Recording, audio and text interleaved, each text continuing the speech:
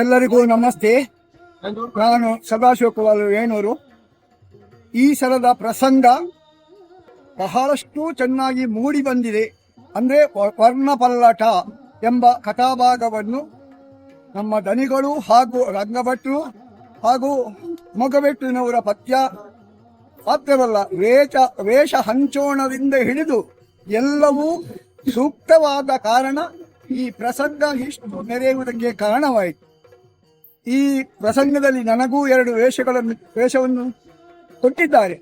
ಪ್ರಾಮಾಣಿಕವಾಗಿ ಮಾಡ್ತಾ ಇದ್ದೇನೆ. ಎಷ್ಟು ಸರಿಯೋ ಎಷ್ಟು ತಪ್ಪುಂಟೋ ಗೊತ್ತಿಲ್ಲ. ಅಂತೂ ಈ ಪ್ರಸಂಗ ಅದ್ಭುತವಾಗಿದೆ ಎಂಬುದಾಗಿ ಹೇಳುವುದಕ್ಕೆ 2 ಮಾತಿಲ್ಲ.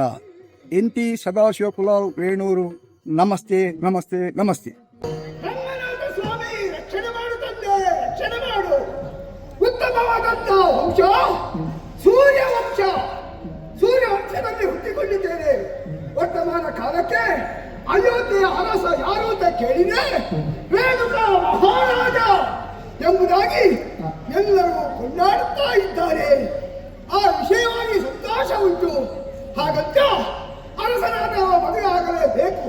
ಅದಕ್ಕೆ ಬೇಕಾಗಿ ಯೋಗ್ಯ ಕನ್ಯೆಯನ್ನು ನೋಡಿ ಮದುವೆಯಾಗಿ 2 ಮಕ್ಕಳಿಗೆ ಅಪ್ಪನಾಗಿ ಸಂತೋಷದಲ್ಲಿದ್ದೇನೆ.